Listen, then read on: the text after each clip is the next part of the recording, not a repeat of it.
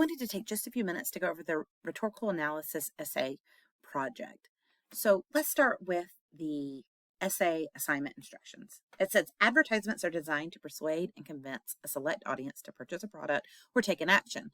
Because this is an election year and political groups provide many ads that employ each of these rhetorical appeals in hopes of persuading likely voters to vote their way, you will analyze the rhetorical effectiveness of one of the political ads provided. In doing so, you will examine how the ad uses each of the rhetorical appeals, ethos, pathos, logos, and the potential shortcomings of the ad you choose.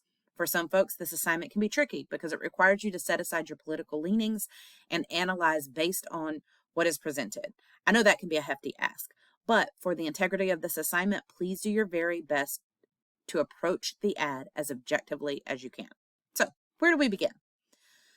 As we work toward analyzing, we're going to first assume the role of a swing voter, which means you plan to vote in the 2024 election, but you aren't sure who or what you're going to vote for. At this time, you're open to all the possibilities and are looking to support candidates and causes that will make your life better. Because you are assuming this role, you must set aside your real-life political leanings and complete the analysis as a person who is legitimately open to a variety of candidates and causes. It's very important that you approach this as objectively as possible. If you know that you have very strong opinions about the presidential candidates, maybe choose one of the ads that has to do with a Senate candidate or one of the amendments in Florida. That might be easier for you if you are struggling to put aside your objectivity.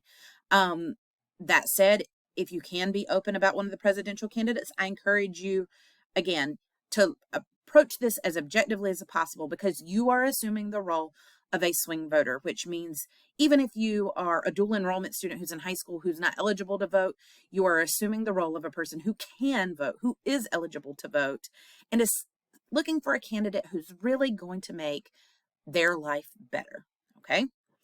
Then you're going to choose an ad from the list provided. You will engage in examining each of the major components of your chosen ad as outlined through 3 through 7. So in just a bit, we'll go over what the ads are that you can choose from. But for now, let's move on to number 3. First, you'll examine the ad for its intended message. What is the ad communicating both explicitly, in other words, it's coming right out and stating, and implicitly. It might not be stating it, but it's clear there's an underlying message, a subliminal message that's being presented.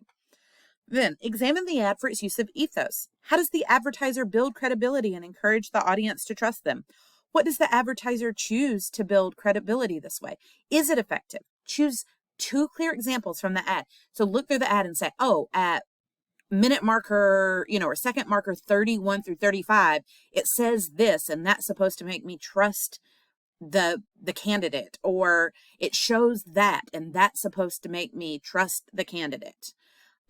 Then you're going to examine the ad for its use of logos. What evidence is there? Evidence can be in the form of what's spoken, what you see. It could be facts. It could be statistics. It could simply be the ingrained logic that the ad is presenting. You want to consider, why are they using the facts, the statistics, the logic that they are, and is it effective?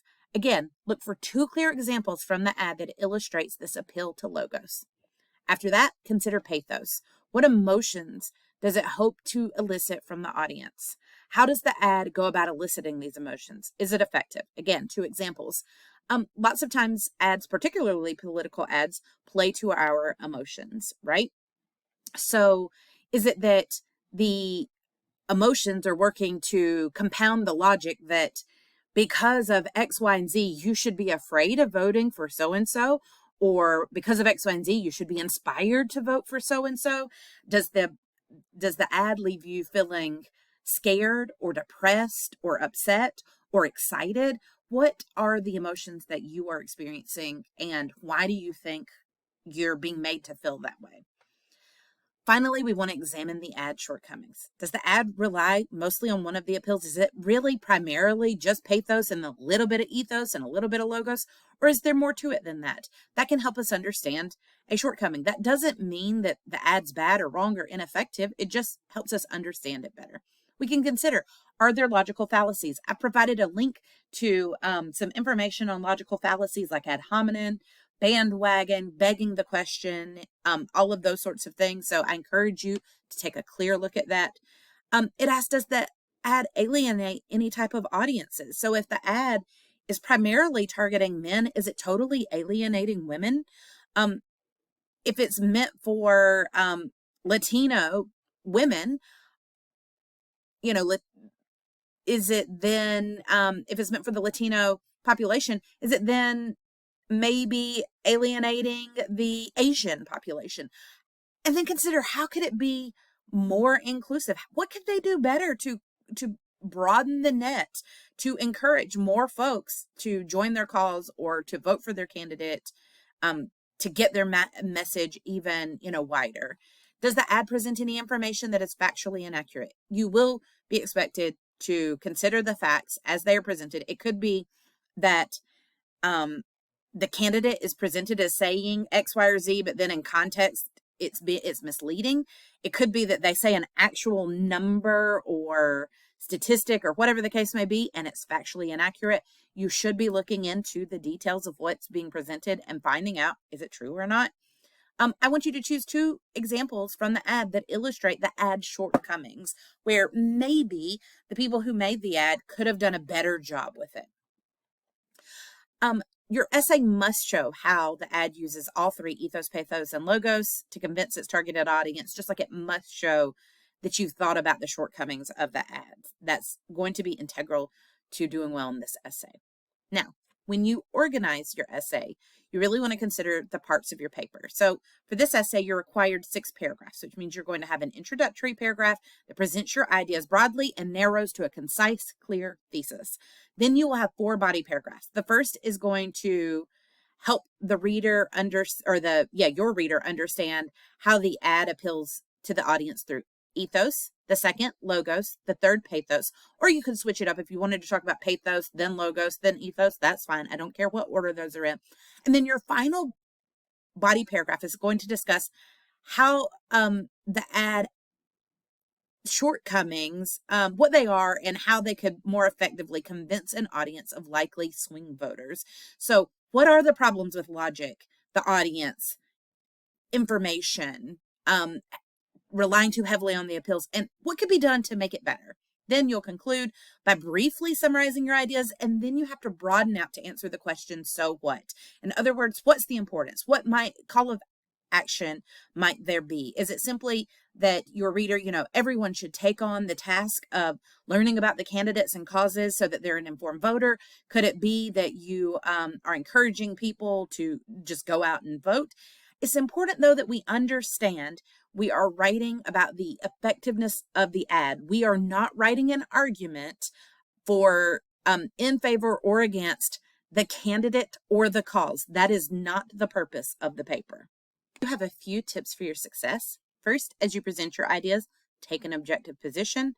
The readers know you are stating what you think because you wrote the paper. Therefore, I think that, I believe, I feel, or in my opinion, are totally unnecessary. Do not use first person. Instead, you will use the objective third person, he, she, it, they, the voter. Remember, this is an analysis paper, not a persuasive paper. I said this just a moment ago, but let me reiterate it here. The purpose of this ad or this paper is to analyze how this ad works to try to convince the audience and if it is effective or not.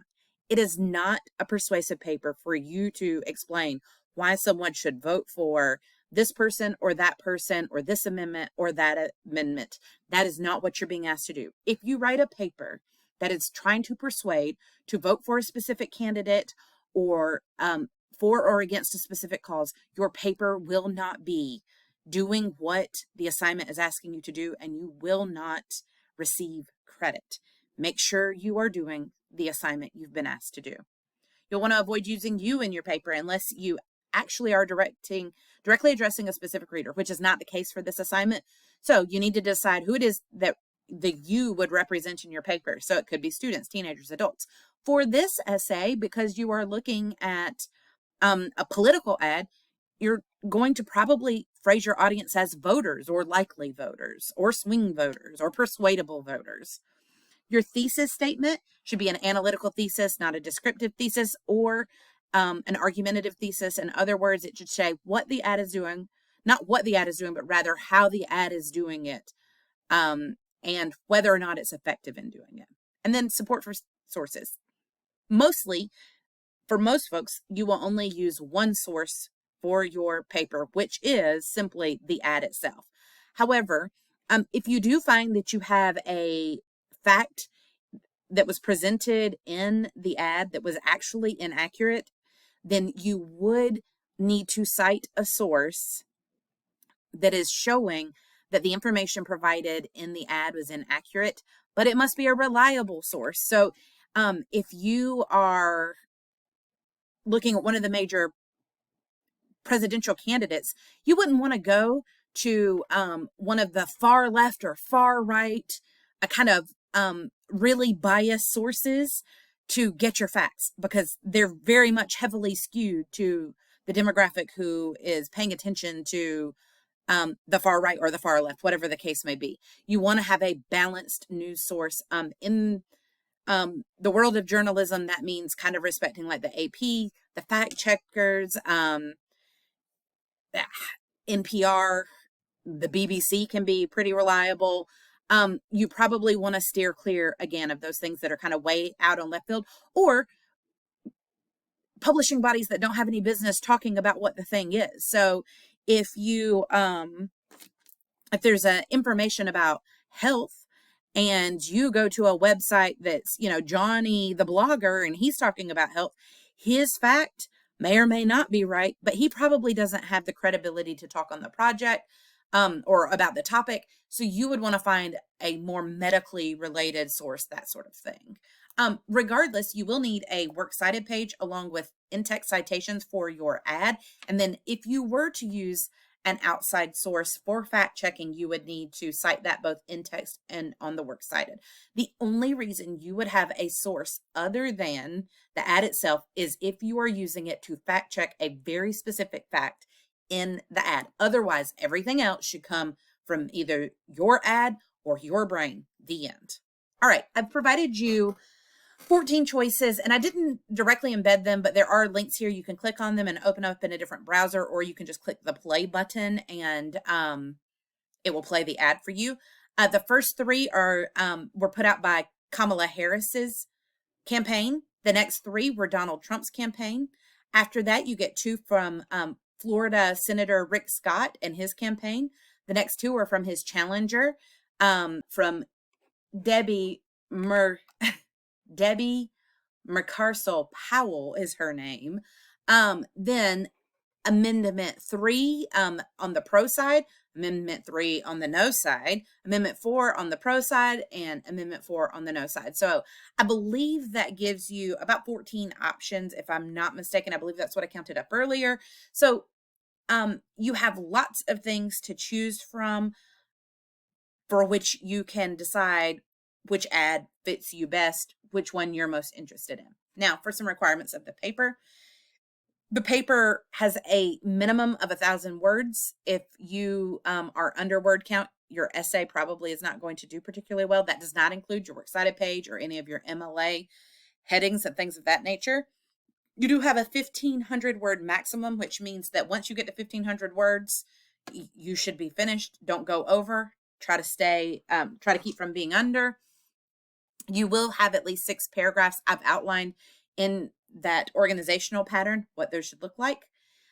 Your essay will be an MLA format. You will have a works cited page that will include your ad and any sources you need for fact checking. You will also include in-text citations. I showed you in the tips for success up here that an in-text citation for a commercial such as these includes a timestamp that shows the hour, the minute, and the seconds range. So it starts at second 14 and runs to second 39, whatever it is you're showing, or it starts at second 2 and runs to second 8, or whatever the case may be. You do have a number of due dates that are associated with this assignment. The first is a pre-planning document due pretty quickly, and that pre-planning document is really going to be where you choose the ad you're going to work with. You are locked into the ad when you get to the pre-planning document, and you start pulling it apart and analyzing it. Then the outline will have you put all those details together. If you do a good job on your pre-planning and really put the work in, it will make your outline much easier. Then you will have your rough draft a peer review, and then your final draft, and then a minute paper, which is just an extra credit feedback assignment. All right, I provided you 3 sample essays, but it's worth noting that while all 3 of these essays do a really good job of showing how to analyze an ad, their assignment for these 3 essays were different. Their assignments were different than what you've been asked to do. They were not looking at political ads. Their organization pattern was slightly different. So when you have a look at these, and I encourage you to have a look at them, do keep in mind that the assignment instructions were different than what you've been given. But by way of how to look at ethos, pathos, and logos in an ad, how to consider audience, all of that's here. And again, these are 3 good samples from students. As a reminder, I do not edit student work, which means there could be errors in their paper. It just means that the contents was really good. They did a good job. But you will want to make sure you're following your assignment instructions and just looking at their work as a reference, not as a guide. And then finally, academic integrity. Just keep academic integrity in mind. You should not be working on this assignment with other people. You should not be you should be plagiarizing things. You shouldn't be using sources other than the ad or a fact-checking source. You certainly should not be using AI, which includes ChatGPT, Google Gemini, Claude, all of those translator tools, external grammar checkers such as Grammarly, all of those off limits. So just keep that in mind. It's worth noting that this essay, the final draft, is worth 150 points.